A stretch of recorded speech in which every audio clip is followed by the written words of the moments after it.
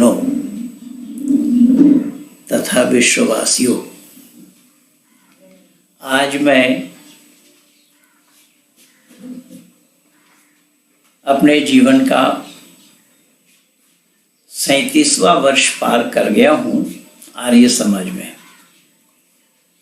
अर्थात आज सुबह मैं लिख करके भी दिया आप लोगों को अपने फेसबुक पेज पे, व्हाट्सएप के माध्यम से भी। 1983 के 30 नवंबर को मैं सत्य सनातन वैदिक धर्म को स्वीकारा। गुरुकुल इंद्रप्रस्थ के संचालक स्वामी शक्तिवेश जी के माध्यम से मैं वैदिक संस्कृति को पाया, वैदिक संस्कृति को जाना।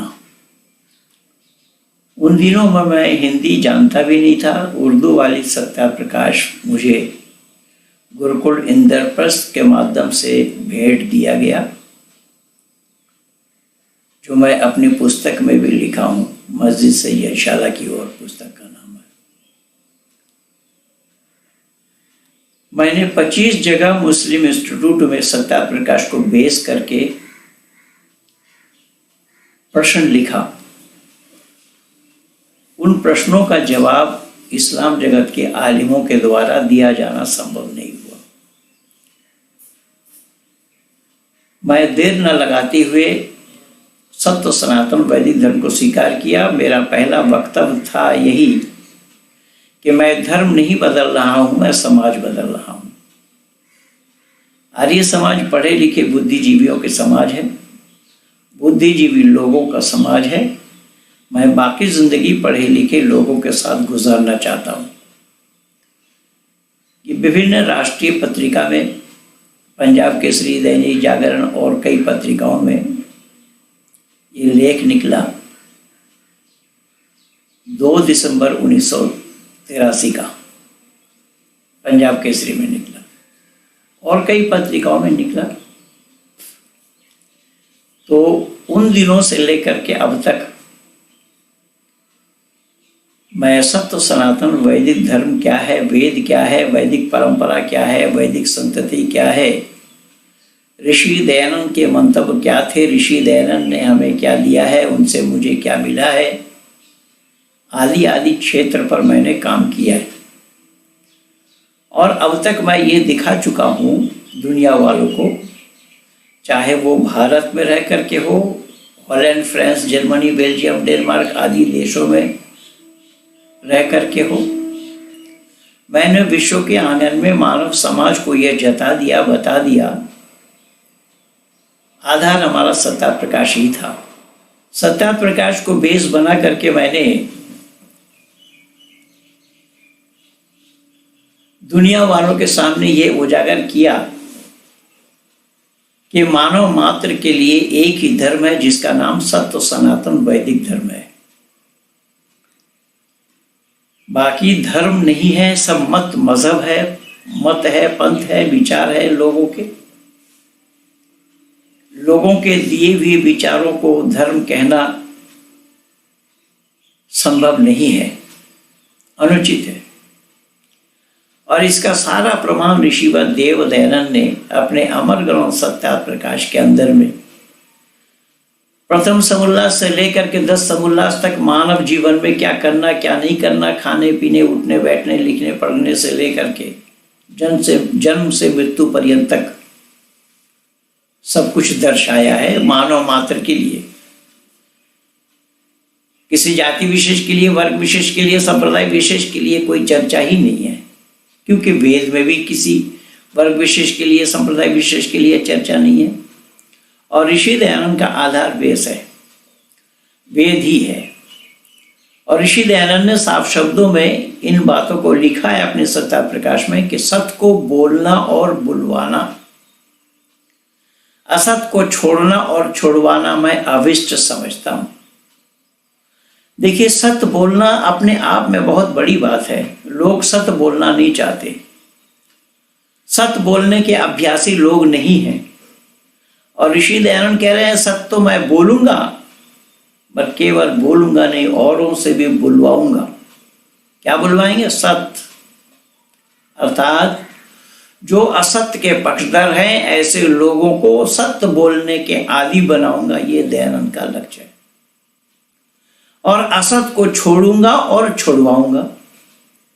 असत को छोड़ना और छुड़वाना, असत अपने आप में छोड़ दे बहुत बड़ी बात है, लेकिन दूसरों से छुड़वाना ये बहुत कठिन काम है, जो आर्य समाजी कहला करके भी नहीं छोड़ पाए।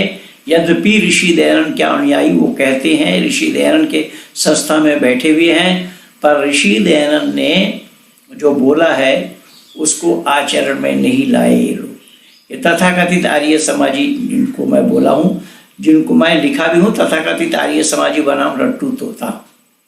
और ऋषि दयानंद ने रट्टू तोता जैसे रटाया इन लोगों को, लेकिन ये सत्य से विमुख है, सत्य से कोसों दूर है। और सत्य से कोसों दूर होने का बहुत सारा प्रमाण मैं भी इकट्ठा करके दिया हूं।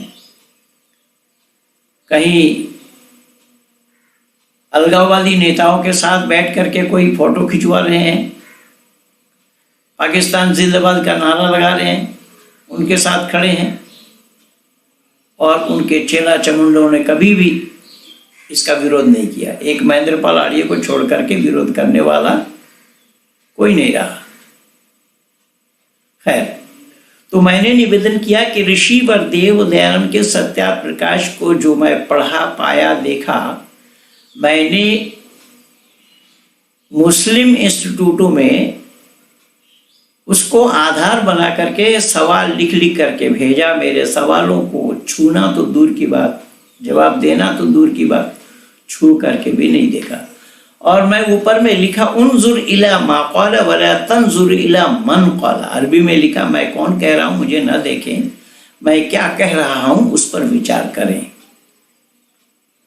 जवाब किसी ने नहीं दिया सवालों का, टरकाया मुझे कि आप इस काबिल नहीं कि सवाल का जवाब दिया जाए, आप ईमान से हाथ धो बैठे हैं, आप मुर्दित हो चुके हैं, आदि आदि ये सब बोला।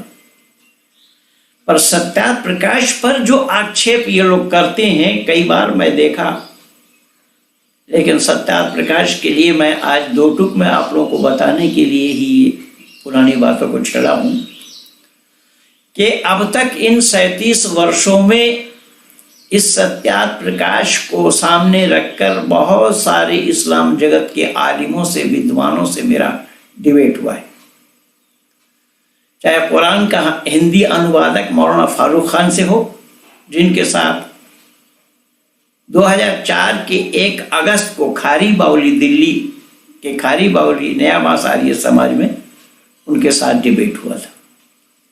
मैंने 4 सवाल किया, एक को भी उन्होंने छू करके भी नहीं देखा। तारिक जमील के साथ देखिए, तारिक मुर्तजा के साथ देखिए, और कई लोगों के साथ, गयासुद्दीन के साथ देखिए। मेरा अब तक 16 डिबेट हो चुका है, और इनमें इन डिबेटों के माध्यम से मैंने दुनिया वालों को यह बता दिया, जता दिया कि ऋषि दयानंद ने सत्या प्रकाश में जो आक्षेप किया है 14 समुल्लास में, उस पर जवाब देने के लिए मुसलमानों के पास, इस्लाम जगत के आलिमों के पास कोई जवाब नहीं है। यद्यपि लिख करके दिया था मौलाना सनाउल्लाह ने हक प्रकाश, जबकि हक सत्या प्रकाश में लिखा कुछ गया है और हक प्रकाश में लिखा कुछ गया है। सवाल क्या है और जवाब क्या दे रहे हैं। जैसे मेरा भी है, इस्लाम जगत के विद्वानों से कतिपय प्रश्न सही जवाब मिलने पर इस्लाम स्वीकार, ये मैं आज से लगभग 30 वर्ष पहले लिखा था, और उसका जवाब मुशफिक सुल्तान ने देने का प्रयास किया, लेकिन सवाल मेरा कुछ है, वो जवाब कुछ और दे रहे हैं, और वो वेद पर आक्षेप कर रहे हैं। मेरा सवाल जब नहीं दे पाए जवाब, मेरे सवालों का जवाब ना दे पाए और ना दिया जाना संभव है, मैं कयामत तक समझ दे रखा हूं।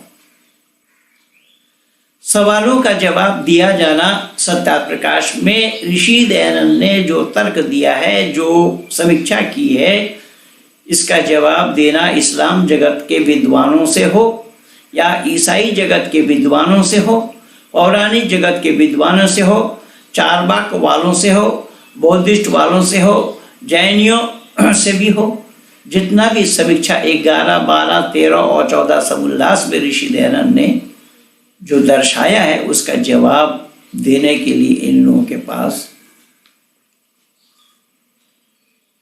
ताकत नहीं है। और एक जीता जागता प्रमाण मैं साक्षी के रूप में आप लोगों के बीच में उपस्थित हूं कि इसी सत्यार्थ प्रकाश पर बैन लगाने का प्रयास बहुत पहले से होता आया है। सिंध में सबसे पहले इस पर बैन लगाने का प्रयास किया गया था और वो केस जीता आर्य समाज ने, सत्यार्थ प्रकाश पर बैन नहीं लगा पाए।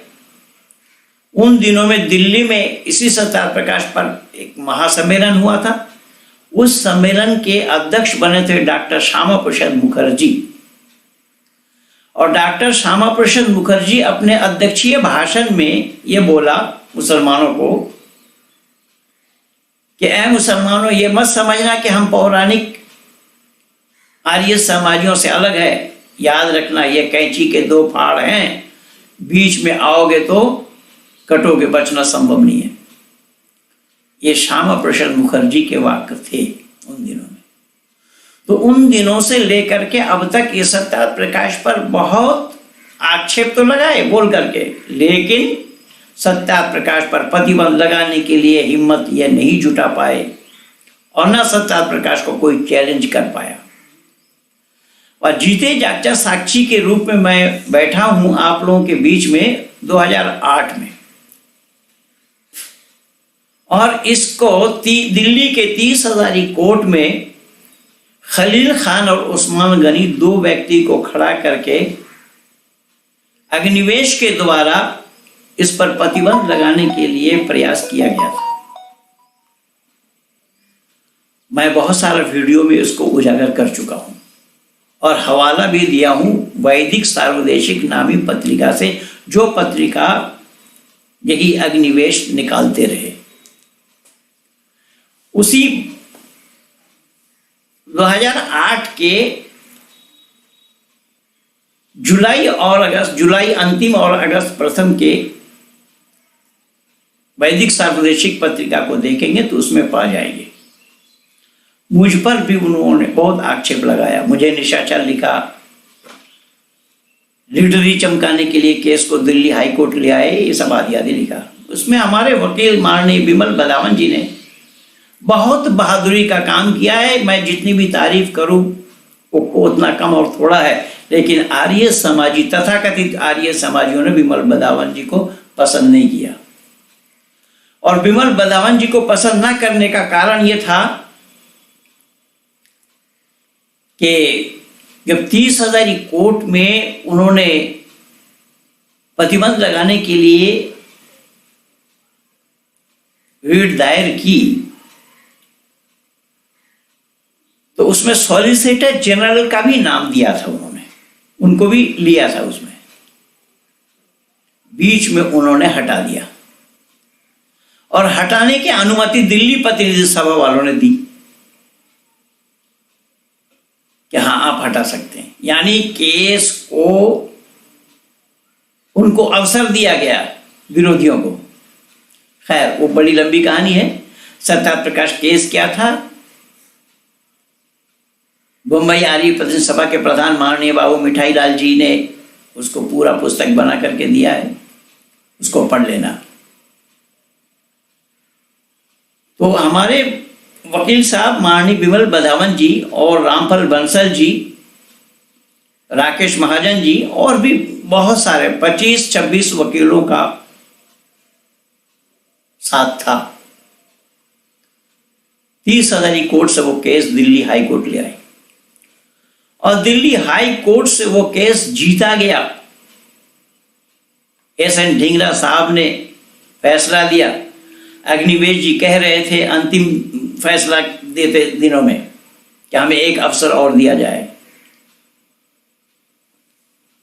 माननीय एस.एन. ढींगरा साहब ने कहा क्या आप चाहते सत्यार्थ प्रकाश पर प्रतिबंध लगे? आपको यह मालूम होना चाहिए कि सत्यार्थ प्रकाश पर प्रतिबंध लगने से पहले कुरान पर प्रतिबंध लगाया जाना संभव है। मैं केस डिसमिस करता हूं, आप जा सकते हैं। उन्होंने जुबान से बोला नहीं सुप्रीम कोर्ट, पीछे हाथ दिखाया, यूं आप जा सकते हैं। यह सच्चाई जो मैं आप लोगों को बता रहा हूं।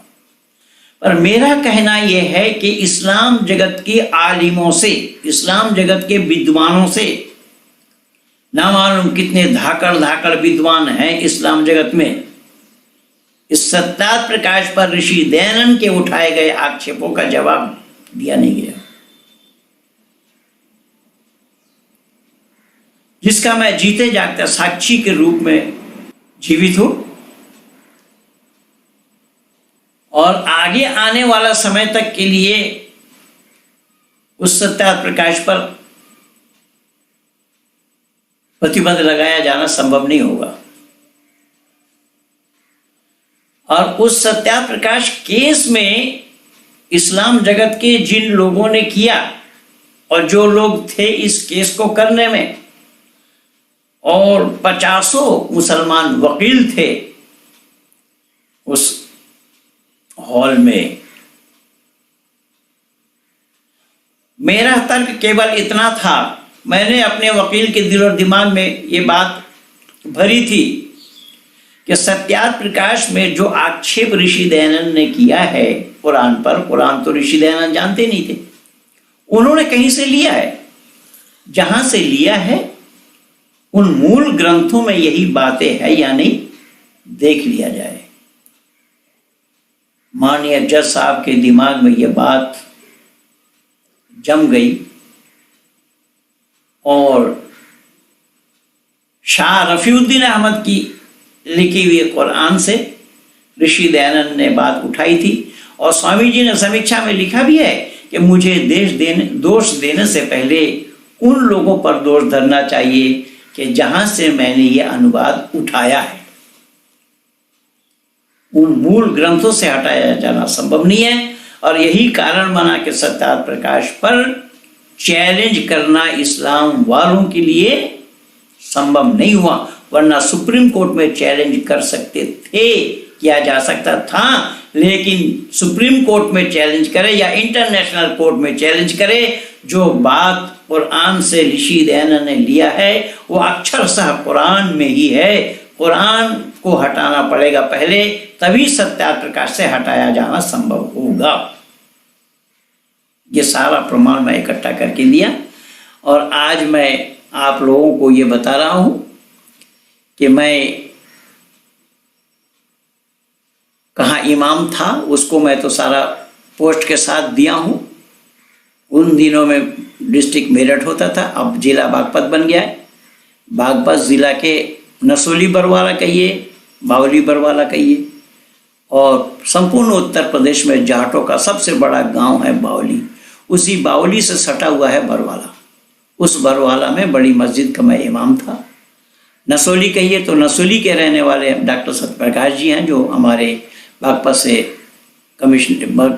से जो सांसद हैं, पहले कमिश्नर थे बम्बई में, उनका नसोली है, हमारा बरवाला, एक ही गांव लगता है दोनों। और उनके गांव से लोग मेरे पास नमाज पढ़ने के लिए भी आते थे मेरी इमामत में। खैर, तो ये सारा प्रमाण मैं इकट्ठा करके दिया हूं। कुछ लोगों का ख्याल और विचार है कि महेंद्रपाल मौलवी नहीं थे, महेंद्रपाल इमाम नहीं थे, जैसा साजिद रशीदी ने भी बोला। सुदर्शन न्यूज चैनल में सुने होंगे आप लोगों ने। और मुर्दों को कैसे नहलाया जाता है वो बताओ। अबे जहां पानी नहीं होगा वहां कैसा नहलाएगा? उसमें फर्ज धरा रह जाएगा, वाजिब धरा रह जाएगा, मुस्तहब धरा रह जाएगा, सुन्नत धरा रह जाएगा। लेकिन ये सुविधावादी लोग हैं, जहां पानी नहीं है वहां मिट्टी से तयम्मुम करो। तो तयम्मुम देखो, 3 बार कुल्ला करना जरूरी है, हलक तक पानी पहुंचाना वजू में, नाक के गर्म गोश्त तक पानी पहुंचाना, ये नहीं हो पाएगा। मिट्टी से केवल हाथ मल लिया, हाथ में रगड़ लिया और मुंह में रगड़ लिया, बस इतना ही हो जाएगा तयम्मुम। ये है इस्लाम और इस्लाम की मान्यता। इसलिए वहां पर बात कुछ चल रही थी हिंदू के लिए। उसने माफी मांगी, हिंदू शब्द को उसने ढूंढ करके, मैं तो ज्यादातर मौन रहा क्योंकि हिंदू शब्द मेरा पक्ष नहीं था। ज़्यादा देर तक मैं मौन रहा।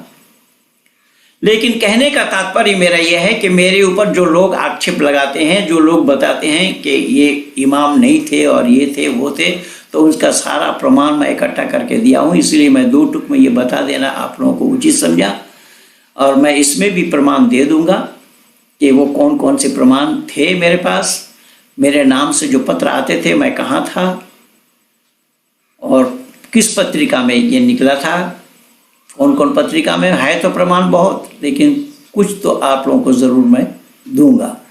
मैं चाहूँगा कि सत्यार्थ प्रकाश पर अगर आर्य समाज के अधिकारीगण चाहते होते, सत्यार्थ प्रकाश को लेकर के इस्लाम जगत को चुनौती दे सकते थे।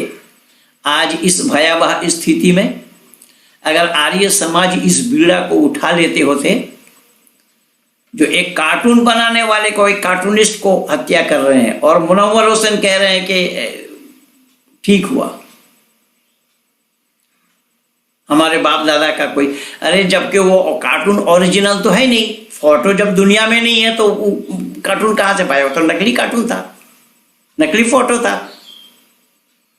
ये जो जुनून इस्लाम वालों का है, और इस्लाम वाला ये दावा करते हैं कि कुरान कलामुल्लाह है, आर्य समाज को इस पर चैलेंज कर देना चाहिए था इस्लाम वालों को।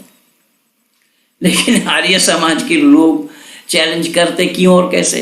ये तो अनभिज्ञ हैं, ये तो सब लिख लोड़ा पढ़ पत्थर बैठे हैं, ये कुरान का कहानी नहीं जानते, सत्यार्थ प्रकाश को भी पूरा पढ़ करके नहीं देखा होगा। ये तो सब स्वार्थी तत्व लोग हैं, स्वार्थी तबके के लोग हैं। किसी ने मिठाई की दुकान खोल दी ऋषि दयानंद भवन में, और कोई सांप जैसा कुंडली मार करके बैठे हैं। सब जगह कब्जा जमाए हुए हैं। आर्य समाज की जितनी संपत्ति हैं, किसी के कब्जे में कुछ है, किसी के कब्जे में कुछ है। ये कब्जा करने वाले सब आर्य समाजी हैं। इसीलिए जो काम करना चाहिए था वो काम इन लोगों से नहीं हुआ। मैं 1983 से लेकर के अब तक मेरे से जो हुआ, मैं वही काम किया हूँ, कर रहा हूँ। आप लोगों के बीच में अपनी बातों को पहुँचाने में सामर्थ्य हूँ। परमात्मा की असीम अनुकंपा है कि आज तक जितना भी डिबेट मेरा हुआ है, जिनके साथ हुआ, वो सब मुंह के बल गिरे हैं। मेरे से कोई जीत नहीं पाया और जीतना संभव भी नहीं है। तो आप सभी आर्य जनों को एक बार अंगड़ाई लेनी चाहिए कि इस्लाम जगत हो, ईसाई जगत हो, खुले मंच पे इनको डिबेट के लिए चुनौती दिया जाए। खुले मंच पे आए, कुरान कलामुल्लाह है या बाइबल ईश्वरीय ग्रंथ है, इसको सिद्ध करने के लिए। और मैं बता देता हूँ, कुरान वालों से पहले कुरान पर चर्चा होगी, बाइबल वालों से पहले बाइबल पर चर्चा होगी। ये दोनों किताब सिद्ध ना होने की दशा में वेद का नंबर आएगा। वेद ईश्वरीय ज्ञान क्यों है, उसका सारा प्रमाण इकट्ठा करके देंगे। मैं अधिक ना बढ़ता हुआ इन्हीं शब्दों के साथ अपने वाणी को यहीं पर विराम दे रहा हूँ। मैं कहाँ का इमाम था, वो सारा प्रमाण मैं आप लोगों को दे रहा हूँ। और आप लोग ये भी जानते हैं कि जाकिर नाइक का पर्दाफाश मेरे द्वारा हुआ है। तो जाकिर नाइक को भारत से निकालने का काम सुदर्शन न्यूज चैनल के माध्यम से हुआ है। ऐसे सुदर्शन न्यूज चैनल के माध्यम से और भी बहुत सारा काम हुआ है। तो ये वीडियो अच्छी लगे, आप लोग ज़्यादा से ज़्यादा शेयर कीजिए, लाइक कीजिए, सब्सक्राइब कीजिए, आइकन बेल दबाना ना भूलना। इन्हीं शब्दों के साथ मैं अपने वाणी कहीं पर विराम दे रहा हूँ। कोई आए डिबेट के लिए, स्वागत है उनका, आ सकते हैं। पहलवान धर्मवीर जी से संपर्क करिए। और ग्रेटर नोएडा सूरजपुर आर्य समाज में मैं बता रखा हूँ, खुला दरबार है, खुली चुनौती है। ग्रेटर नोएडा सूरजपुर आर्य समाज के प्रांगण में हम डिबेट के लिए तैयार हैं। जो आए पहले लिखित रूप में दे, स्टैम्प पेपर में लिखा पढ़ी करके ही हम डिबेट करेंगे। दिल्ली के 30 हज़ारी कोर्ट में के ब्लॉक के 154 नंबर चेंबर में जो हमारे कानूनी सलाहकार हैं माननीय एस के वशिष्ठ जी के चेंबर में बैठ करके हम कागज़ तैयार करेंगे जो जीतेंगे उनकी बातों को सर्वमान्य होगा, उनकी बातों को मानना पड़ेगा।